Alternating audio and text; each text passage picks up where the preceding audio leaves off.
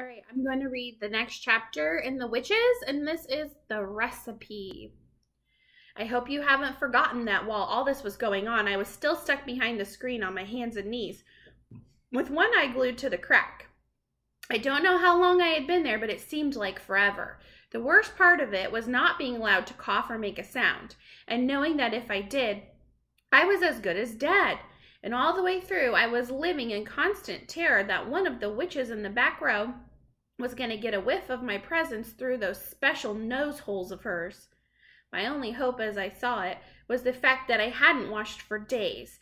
That and the never-ending excitement of clapping and shouting that was going on in the room. The witches were thinking of nothing except the Grand High Witch up there on the platform and her great plan for wiping out all the children of England.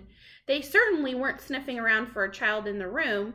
In their wildest dreams, if witches have dreams, that would ever have occurred to any of them. I kept still and I prayed.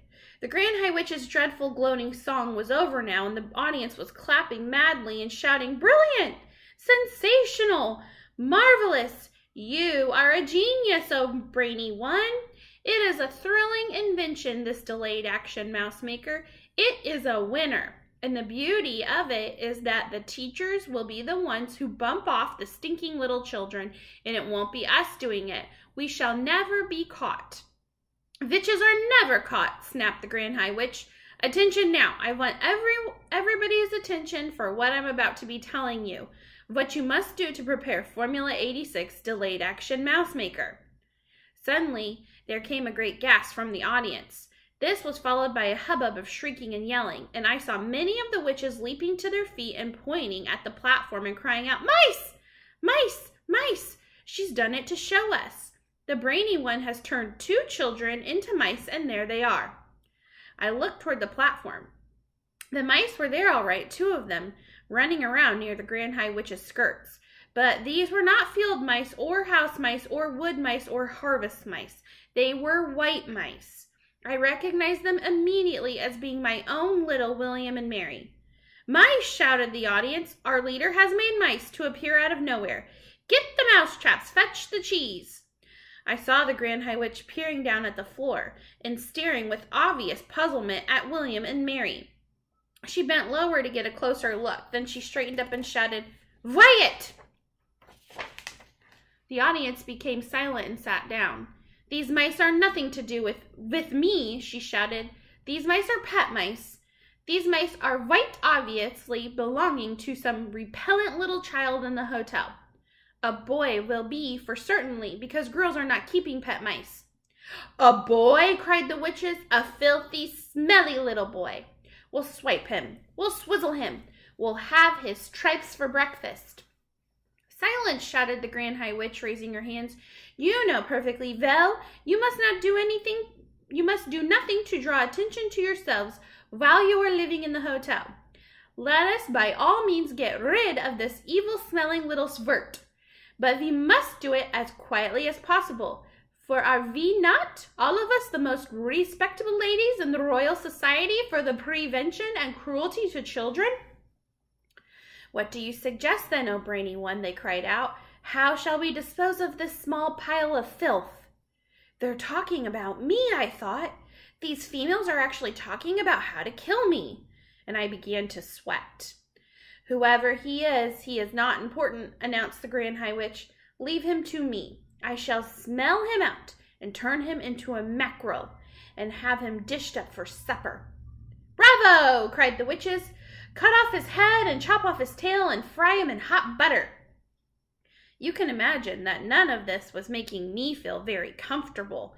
William and Mary were still running around the platform, and I saw the Grand High Witch aim a swift running kick at William. She caught him right on the point of her toe, and she sent him flying. And she did the same to Mary. Her aim was extraordinary. She would have made a great football player. Both mice crashed against the wall, and for a few moments they lay stunned. Then they got to their feet and scampered away. "Attention again!" The Grand High Witch was shouting.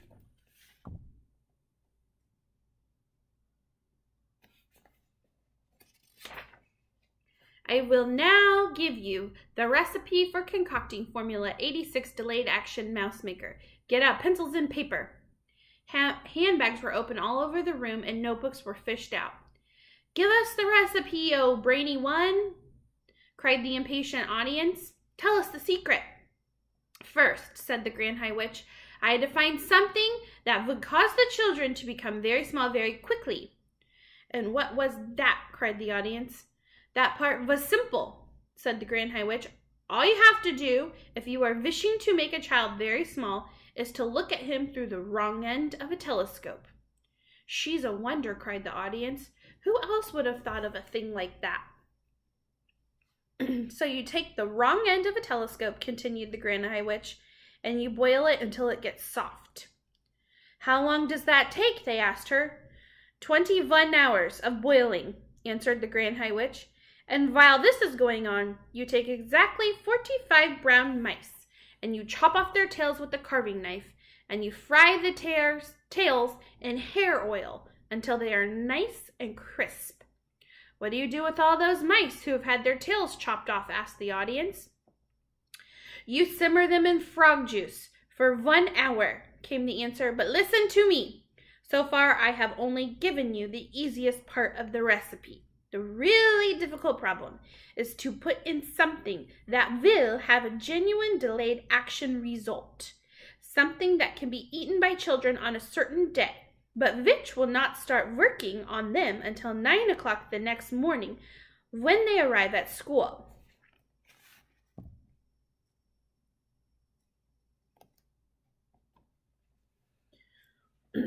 What did you come up with, O brainy one? They shouted out.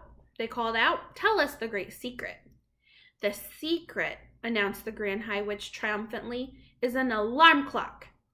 An alarm clock, they cried. It's a stroke of genius. Of course it is, said the Grand High Witch. You can set a 24-hour alarm clock today, and exactly 9 o'clock tomorrow it will go off. But we will need 5 million alarm clocks, cried the audience. We will need one for each child. Idiots, shouted the Grand High Witch. If you are wanting a steak, you do not cook the whole cow. It is the same with alarm clocks. 1 clock will make enough for 1,000 children. Here is what you do. You set your alarm clock to go off at 9 o'clock tomorrow morning. Then you roast it in the oven until it is crisp and tender. Are you writing this down? We are, your grandness, we are, they cried. Next, said the Grand High Witch, you take your boiled telescope and your fried mouse tails, and your cooked mice and your roasted alarm clock, and all together you put them into the mixer. Then you mix them at full speed, and this will give you a nice thick paste.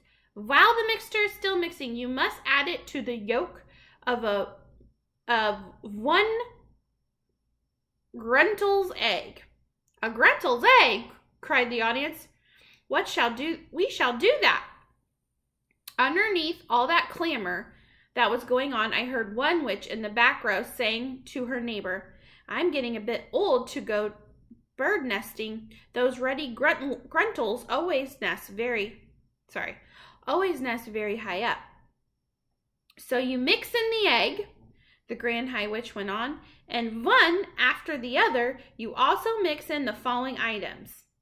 The claw of a cruncher, the beak of a blabbersnitch, the snout of a grobblesquirt, and the tongue of a cat springer. I trust you are not having any trouble finding those? None at all, they cried.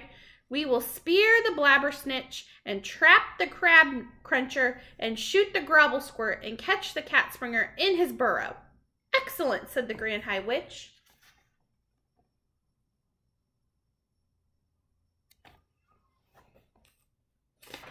When you have mixed everything together in the mixer, you will have a most marvelous looking green liquid.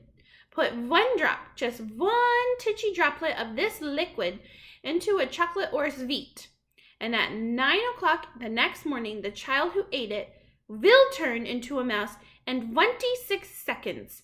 But one word of warning, never increase the dose.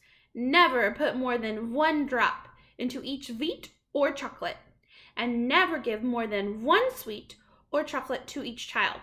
An overdose of delayed action mouse maker will mess up the timing of the alarm clock and cause the child to turn into a mouse too early.